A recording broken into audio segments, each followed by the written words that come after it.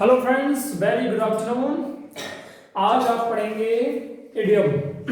उनको फ्रेजेस भी बोल देते हैं, लेकिन फ्रेजेस मैंने कल पढ़ाया था कि ज़्यादातर इडियम फ्रेजेस ज़्यादातर बुक्स में मिलेगा, लेकिन फ्रेजेस थोड़ा सा डिफरेंट होता है। बट इडियम इडियम एकदम अलग है। मुहावरा आने को बोलते हो आप, IDIOM इडियम। इडियम मतलब मुहावरा। मुहावरा ध्यान रखिएगा, इडियम मतलब मुहावरा, इडियम मतलब मुहावरा। देखिए मुहावरा है क्या, कहने का तात्पर्य है कि मुहावरा ये है कि दो तीन चार वर्ड मिलके एक डिफरेंट वर्ड देते हैं, वो कहलाता है मुहावरा। जैसे मैंने कल फ्रेजल वर्ब पढ़ा है, तो फ्रेजल वर्ब और मुहावरा कुछ समथिंग इसी तरह के होते हैं। दिखाई तो दे रहा है ना? ओहो, चलिए ठीक है ठीक है, ओके। नीचे हम लिख देते हैं थोड़ा सा इडियम, IDIOM इडियम। इडियम मतलब मुहावरा। तो इसकी स्पेलिंग आप लिखना शुरू करते हैं। अगर इडियम को देखा जाए तो मुहावरा है expression whose meaning is different from the meaning of the individual words it. कुल मिला के कि जितने भी वर्ड्स दिए गए होते हैं, जैसे मैं आपको एग्जांपल के थ्रू अभी समझा रहा हूं, जैसे सॉरी, जैसे कि एक एग्जाम लेता हूं, पीस ऑफ केक। मैं स्पीकिंग इंग्लिश की क्लास में इसको खूब रटाता था, PIEC, पीस ऑफ केक। देखिए हिंदी में अर्थ निकाला जाए पीस ऑफ केक का तो होता है बाएं हाथ का खेल। बाएं हाथ का खेल, बाएं हाथ का खेल।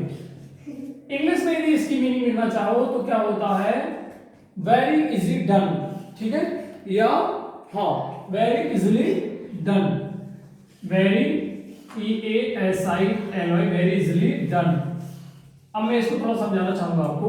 आप देख रहे हो पीस, पीस एक अलग वर्ड है। पीस मतलब शांति भी होता है, केक मतलब आप खाने वाला केक भी होता है, या कोई ऐसी चीज। तो देखिए लेकिन इसका मतलब क्या है, पीस ऑफ केक। अब एक डिफरेंट मीनिंग निकल रही है, अगर दोनों की मीनिंग निकाली जाए, लेकिन एक डिफरेंट मीनिंग क्या निकल रही है, बाएं हाथ का खेल। मतलब कि एकदम किसी काम को आसानी से कर लेना, वेरी बहुत ही सरलता से कर लेना, वेरी इजिली डन। ऐसे में बहुत सारे वर्ड आपको लिखा रहा हूं, जैसे कि spill the beans.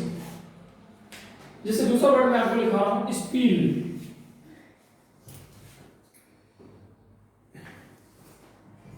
Spill the beans, ध्यान समझिएगा, BEANS। आपको पता है जो बीन्स शब्द होता है, बीन्स का मतलब सेम ही होता है, जो खाने वाली वेजिटेबल्स का नाम भी होता है बीन्स। और स्पिल का मतलब होता है किसी को टुकड़े टुकड़े में तोड़ देना, लेकिन इसका मतलब ये नहीं होता। रिवील द सीक्रेट, इसका अर्थ क्या होता है, reveal, REVEL, reveal secret, SECRET। Reveal secret का मतलब आप जानते हो, और रिवील का मतलब होता है ओपन करना, खोल देना। मतलब कि जो गोपनीय चीज है उसको बता देना, गोपनीय चीज को बता देना, गोपनीय चीज को बता देना। समझ रहे हो ना मेरी बात को? अगर इसका अर्थ निकाला जाए तो देखिए, स्पिल बीन्स का मतलब सेम, और स्पिल का मतलब होता है किसी को टुकड़े टुकड़े में कर देना। लेकिन इन दोनों की मीनिंग यदि निकाली जाए तो देख रहे हो, रिवील सीक्रेट, गोपनीय चीज को बता देना, एक डिफरेंट टाइप की मीनिंग निकल रही है। ऐसे वर्डों को बोलते हैं, ऐसे ग्रुप ऑफ वर्ड्स बोलते हैं इडियम, मुहावरा, जो एक विलक्षण अर्थ निकाले। जैसे कि अब आपको मैं लिख रहा हूं, ईट समन्स लंच, ईट समन्स लंच, ईट समन्स लंच। अब आप इसका अर्थ कोई भी निकाल सकता है। ईट मतलब कि होता है, देखिए आप जानते हो, खाना खाना एक वर्ब है। ईट मतलब क्या होता है, खाना खाना। समन मतलब किसी व्यक्ति का, लंच मतलब दोपहर का भोजन। ठीक है, ईट मतलब क्या होता है, खाना खाना।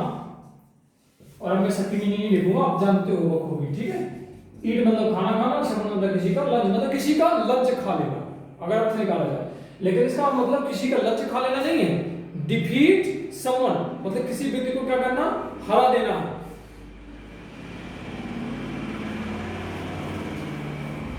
डिफीट समवन,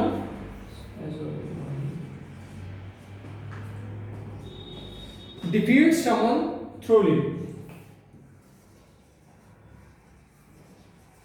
किसी को हरा देना, किसी को हरा देना। अब मेरे ख्याल से आपको बात समझ में आ गई होगी कि इडियम क्या होते हैं, ठीक है। इसका अर्थ निकालो तो कुछ और निकला है, लेकिन इसका इन सभी का अर्थ मिला के एक अर्थ निकलता है, किसी को हरा देना। इस तरह के वर्ड्स को बोलते हैं इडियम। कोई खास फर्क नहीं होता है। जो मैंने फ्रेजल वर्ब कल आपको पढ़ाई थी, फ्रेजल वर्ब में इतना होता है कि उसमें आपको प्रेपोजिशन वगैरह आ जाता है और इसमें एक डिफरेंट टाइप का वर्ड आ जाता है। और देख लेते हैं, जैसे कि इन a nutshell, in a nutshell, in a nut, NUTT nut, in a nut shell, in a nut shell. अब देखो, अब जानने की सेल मतलब एक साइंस की लैंग्वेज भी है, नट एक हो गया, फिर इन मतलब आप जानते हो मिया अंदर आपका जो होता है, और सॉरी इसको NUT कर लीजिएगा, नट, ठीक है। कोकोनट होता है आपका, और मूंगफली को भी ऐसी समथिंग समथिंग बोलते हैं। बट ये डिफरेंट टाइप की मीनिंग क्या निकलेगी इन अ नटसेल, अंत में या सारांश में, ऐसा भी इसका अर्थ होता है। अंत में आबलेख, सारांश में, तो लास्ट में जब अपन वक्तव्य देते हैं, वक्तव्य के लास्ट में लिखते हैं कोई भी चीज, तो अपन लिखते हैं ना कि अंत में मैं ये कहना चाहूंगा, तो इन अ नटसेल आप ऐसे करके लिख सकते हो। जो देखिए मैंने अभी आपके सामने 4 इडियम लिखे, पीस आके, दूसरा आपको लिखा स्पेल द बीन्स, तीसरा लिखा ईट समवन्स लंच, और चौथा लिखा आपका इन अ नटसेल, अंत में या सारांश में। इसकी इंग्लिश मीनिंग भी चाहो तो लिख सकते हो, जगह है यदि। हाँ, तो इसकी लिखोगे express in a few words. मैं नीचे लिख देता हूं, थोड़ा समझ जाइएगा इसकी इंग्लिश में मीनिंग, क्योंकि लंबी चौड़ी मीनिंग मिलेगी इंग्लिश में। क्या लिखेंगे, EXPRESSED, expressed in a few words, express in a few words. मेरे ख्याल से आप समझ पा रहे होंगे, in a nutshell, express in a few words, ठीक है। ये क्या हो गया, इसका इंग्लिश मीनिंग हो गया, और हिंदी में क्या है, अंत में या सारांश में, ठीक है। अब मैं थोड़ा सा एक ग्रुप में लिख देता हूं बहुत सारे इडियम्स, और फिर आपको समझा देता हूं। हाँ देखिए, कुछ इडियम्स लिखे हुए हैं। एप्पल्स, ध्यान से सुनिएगा, एप्पल, एप्पल तो जानते हो ना खाने वाला, ऑफ भी जानते हो, वंस, वंस ONE लिख के एस लगा के उसके ऊपर एपॉस्ट्रोफी लगा के आई, एप्पल्स ऑफ वंस आई, क्या होगा, दुलारा प्यारा, एप्पल्स ऑफ वंस आई, दुलारा प्यारा। फिर दूसरा वर्ड है एट लॉस, एट और लॉस, एट लॉस का मतलब क्या होता है, निर्णय ना ले पाना, एट लॉस, ये देखिए इडियम है, निर्णय ना ले पाना। नेक्स्ट इडियम है एट सिक्सेस, 6 में एस लगा दो, प्लूरल्स बना दो, एंड सेवेंस को जोड़ दो, उसको प्लूरल बना दो, तो क्या हो गया पूरा, एट सिक्सेस एंड सेवेंस। क्या हो गया, अस्त व्यस्त रहता है ना जो आदमी, मतलब जिसके पता नहीं चलता कि काम में बिजी है कि नहीं है, क्या कर रहा है नहीं कर रहा है, तो वो उसको बोलते हैं एट सिक्सेस एंड सेवेंस, अस्त व्यस्त। फिर होता है एन ओल्ड फ्लेम, फ्लेम मतलब ज्योति होता है, आप जानते हो इसको, मतलब कहते हैं पुराना प्यार, ठीक है, एन ओल्ड फ्लेम, ठीक है। एड फ्यूल टू फायर, आग में घी डालना, एड फ्यूल टू फायर, आग में घी डालना। फिर है ये बहुत अच्छा इडियम्स है नेक्स्ट वाला, बीट अबाउट द बुश, देखिए don't beat about the bush, मतलब घुमा फिरा कर बातें मत करो, don't beat about the bush. मैं ऐसे बोल रहा हूँ, अब जब आप इम्पेरेटिव सेंटेंस बोलते हो, लेकिन ऐसे आप कह सकते हो बीट अबाउट द बुश, घुमा फिरा कर बातें करना, बीट अबाउट द बुश, घुमा फिरा कर बातें करना। फिर नेक्स्ट है बेड ऑफ रोजेस, आनंद से भरपूर, बेड ऑफ रोजेस, आनंद से भरपूर। ये समझ में आ गया ना, बेड ऑफ रोजेस।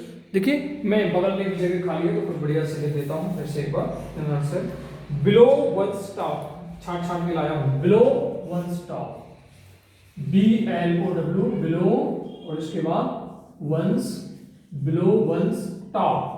देखिए अगर इसकी अलग अलग मीनिंग निकाली जाए, बिलो का मतलब आप जानते हो बहना किसी भी चीज का, वंस मतलब किसी का, टॉप मतलब ऊपर, लेकिन इसका जो अर्थ निकलता है लूज वंस टेम्पर, इंग्लिश में ये अर्थ होता है लूज वंस टेम्पर। टेम्पर आप जानते हो गुस्से को कम होना या शांत हो जाना, ठीक है ना, शांत हो जाना, लूज वंस टेम्पर। अब देखिए इसका हिंदी अर्थ ये निकल रहा है lose one's temper, lose one's temper, ठीक है। चलिए अब एक शब्द बड़ा प्यारा है, अमेरिकन इडियम है कुल मिला के, टॉप बनाना, ये ध्यान रखिएगा, टॉप कुछ बनाना आप जानते हो केला होता है, BANE, लेकिन टॉप बनाना का अर्थ क्या होता है, टॉप बनाना का अर्थ क्या होता है, the boss the leader, the boss, the leader, LEADR। किसी को टॉप बनाना मत बोलना, द बॉस है वो हमारा, द बनाना है ठीक है। इसका मतलब क्या होता है, मालिक, यही होता है ना, बॉस को क्या बोलते हैं, मालिक। लीडर मतलब हमारा नेता, नेता दल, ठीक है ना, टॉप बनाना। फिर इसके बाद होता है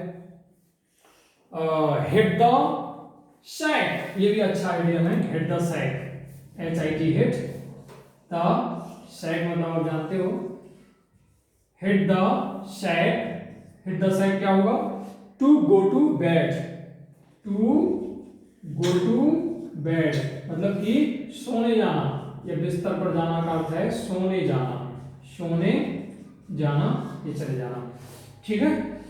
तो 3, 3 2 6 7 8 9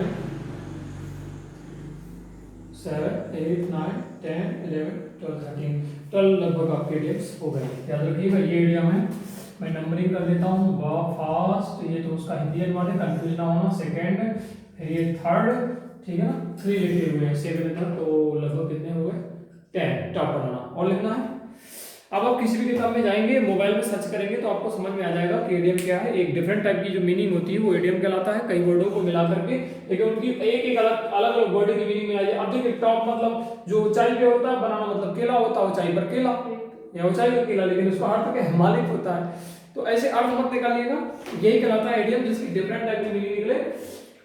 अब नेक्स्ट टॉपिक आपको पढ़ाएंगे हम इडियम के बाद, वन वर्ड सब्स्टिट्यूशन और एक बचा है प्रोवर्ब। ये थोड़ा सा छोटे छोटे टर्म है जो आपको पता होने चाहिए ताकि आप कंफ्यूजन में ना रहे। अब मैं इडियम कहूँ तो आप हाँ इडियम हमने पढ़ा है, वन वर्ड सब्स्टिट्यूशन हाँ जानते हैं, प्रोवर्ब क्या होता है हाँ हम जानते हैं, ऐसा होना चाहिए ना, हो कि भाई नहीं ये तो नहीं हमने सुना है, पहली बार सुन रहे हैं। तो ये इसलिए मैं थोड़ा आपको बारीकी जा रहा हूँ, इसकी गहराई में भी आप जा सकते हो, पढ़ सकते हो, जितने पढ़ना है बहुत सारे ढेर सारे आप लर्न कर सकते हो। So thank you very much.